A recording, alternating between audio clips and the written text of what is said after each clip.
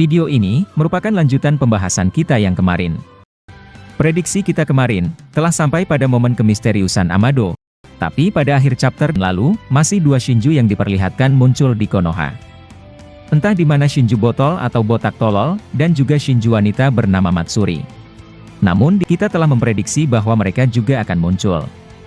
Meskipun masih satu Shinju yakni Matsuri, muncul untuk membantu Hidari dan Jura. Lalu kemudian, prediksi kemarin telah sampai juga di mata Rinnegan Hidari, yang kekuatannya pasti mengkopi dari Rinnegan Sasuke.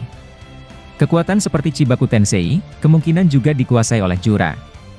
Dia kemarin telah membuat Kakashi, akhirnya terperangkap di dalam batu-batu, yang merupakan pergerakan dari kekuatan Chibaku Tensei. Melihat itu, anggota Anbu berusaha menyelamatkan Kakashi dengan cepat lari ke sana.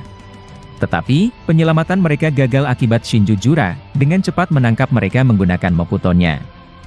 Jura yang sebenarnya sedang berurusan dengan Borushiki, ternyata turut ikut campur dalam melindungi Shinju lainnya. Karena bisa dibilang, Jura benar-benar menampilkan sebuah pergerakan yang dinamis, bahwa dia bisa melakukan banyak hal ketika dalam situasi apapun. Makanya saat dia masih terbang untuk menyerang Borushiki, penglihatannya juga terarah kepada Shinju yang lain. Akhirnya melewati tubuh dari Matsuri, dia memunculkan Mokuton melalui limiternya. Lalu Mokuton tersebut, menangkap Anbu tadi dan seketika menyerap habis cakra mereka. Sedikit demi sedikit, banyak pasukan Anbu yang tewas di tempat dan memaksa mereka untuk mundur daripada ikut terbunuh. Salah satu Anbu kemudian berkata, jangan sampai kalian tertangkap oleh kayu tersebut. Lebih baik mundur dulu, dan jangan mengambil resiko. Sementara itu ketua Anbu yakni Sai, juga meneriakkan mereka agar lebih berhati-hati. Sai berkata, gunakan formasi bertahan dan segera mundur ke sini. Sai lalu bergerak juga, dengan cepat dia terbang ke atas menggunakan burung lukisannya. Sai kemudian menyelamatkan anggota Anbunya, dengan cara menangkap mereka dengan kaki burung itu. Satu persatu diselamatkannya, tapi ada beberapa Anbu yang mati. Sementara itu Mitsuki, menyuruh Sumire untuk menjaga Himawari dan Sarada. Tapi, Sarada langsung berkata ke Mitsuki bahwa dirinya, sekarang telah pulih kembali dan siap membantu. Mitsuki tetap melarang Sarada, agar beristirahat sejenak sambil mengumpulkan lebih banyak stamina. Sarada akhirnya menyetujui itu dan dia, sekarang ingin melihat situasi dari Himawari. Adegan lalu memperlihatkan Mitsuki, yang langsung mengaktifkan Sage mode ularnya. Dia kemudian bergerak dengan cepat, sambil mencoba menyelamatkan Kakashi dari batu-batu tersebut. Sementara Yamato, juga mengalihkan Mokutonnya kepada elemen kayu dari Jura. Ketika keadaan sulit diatasi, Yamato kemudian memilih untuk menyerang secara langsung. Dengan pengalaman tempurnya, dia melompat ke arah Kakashi dan melihat datangnya Mitsuki. Yamato lalu membuat batu-batu yang mengurung Kakashi, terjatuh satu persatu setelah dipaksa hancur oleh Mokutonnya.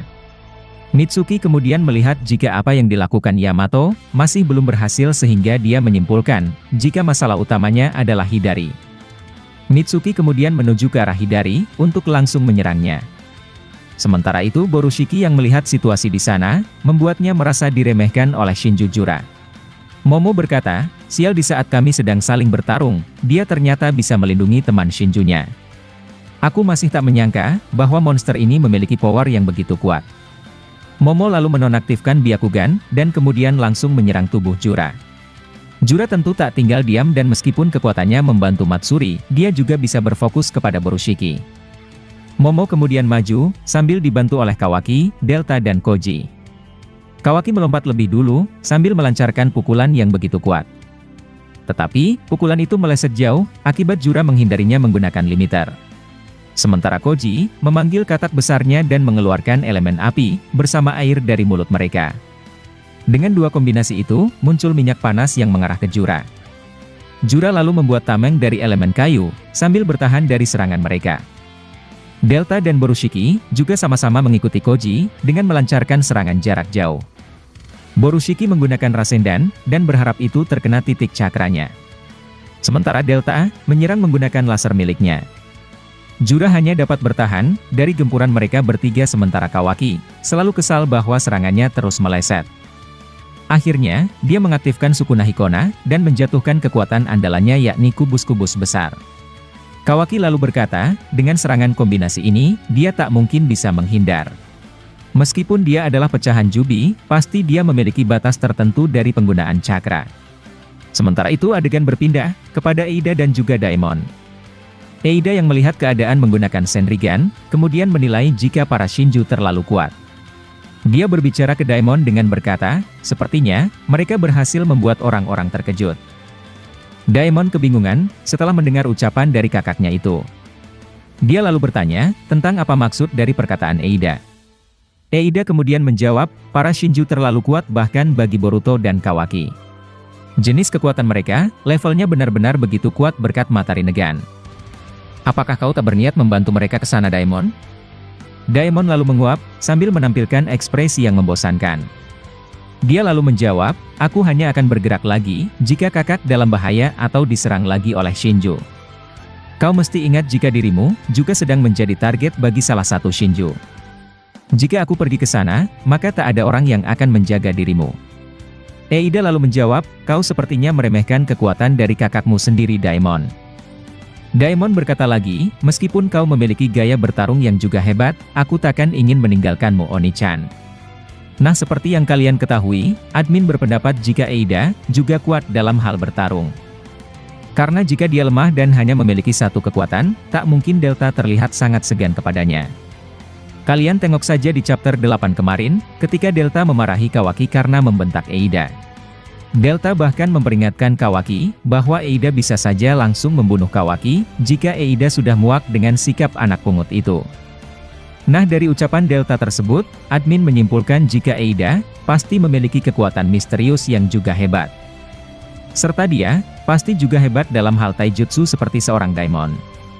Lalu kemudian, adegan beralih kepada Kode, yang masih mencari sesuatu di tempat misterius. Nah, suara-suara yang seperti memanggil namanya, akhirnya menampilkan diri. Admin berpendapat jika di luar sana, kemungkinan Kode bertemu dengan seorang Ouga. Meskipun Ouga adalah karakter yang hanya muncul di anime saja, tetapi anime Boruto tersebut diceritakan merupakan anime canon. Atau karakter pentingnya, akan tercatat sebagai karakter resmi yang sejalan dengan di manga. Jadi, prediksi Ouga akan muncul ini, bakalan cukup lama terjadi ke depannya karena mungkin, dia akan muncul di anime Boruto lagi dan bukan di manga seperti sebelumnya. Nah, saat Kode berjalan-jalan, ternyata dia sebenarnya hanya berputar-putar di situ saja. Kode lalu terjatuh, sambil berpikir tentang mengapa dia kembali di tempat yang sama. Kode terlihat frustasi, karena dia seperti sedang terjebak dalam ilusi. Dan pikirannya itu benar bahwa dia dijebak oleh Ouga menggunakan teknik genjutsunya. Di sini admin berpendapat bahwa Ouga telah menggenjutsu Kode ketika pertama kali datang ke tempat itu. Ouga lalu keluar sambil berkata, kau benar-benar telah membuat kerusakan yang parah. Kode terkejut melihatnya sambil berkata, kau adalah Ouga, seorang interkara ke-8 yang telah membelot dari Ishiki. Ternyata benar bahwa aku telah terjebak ke dalam sebuah ilusi yang kau ciptakan. Nah, Kode terlihat begitu kesal, dan segera ingin menyerang Ouga akan tetapi, adegan kemudian kembali ke desa Konoha. Adegan memperlihatkan Jura, yang sedang diarahkan serangan dari Kawaki serta lainnya. Jura kemudian menguatkan tamengnya, dengan menambah Mokuton tersebut. Nah, ketika kubus besar Kawaki, Rasengan Borushiki, serta minyak panas Koji menyentuh tameng Jura, seketika saja jutsu itu kemudian perlahan mengecil. Usut punya usut, Jura ternyata menyerap serangan mereka dari balik tameng tersebut. Hanya kubus besar Kawaki, yang kemudian tersisa di sana dan Jura, langsung mengembalikan itu kepada Kawaki. Kawaki kaget, dan dia tak sempat mengecilkan kubusnya sendiri. Alhasil, dia terkena kubus tersebut, dan terhempas jauh ke pepohonan desa Konoha. Delta yang kembali panik dengannya, kemudian menyusul Kawaki dan akan menolongnya. Sementara Koji dan Borushiki bertahan di situ sambil terlihat tak menyangka. Momo-chan berkata, tak kusangka bahwa Jubi memiliki kekuatan sekuat ini ketika dia terpecah. Jura membalas ucapannya dengan berkata, Otsutsuki seperti kalian, pasti tak pernah menganggap lawan setara dengan kalian. Tapi sekarang, kau harus tegas untuk mengakui, jika kami takkan lagi menjadi alat bagi Otsutsuki. Nah, di sini, admin masih membuat jika Shinju Jura, tentu tak mudah untuk dikalahkan. Dia yang merupakan inti Jubi, dan jika dia adalah kloningan Ishiki, Jura pasti setara dengan Momoshiki. Tapi jika Jura adalah kloningan Dewa Otsutsuki, maka levelnya tentu jauh di atas Momoshiki. Jadi jangan heran kalau Shinju ini, sangat sulit dikalahkan meskipun Momoshiki, kembali merasuki tubuh dari Boruto. Momen tersebut, adegan ternyata tiba-tiba telah berakhir di sini.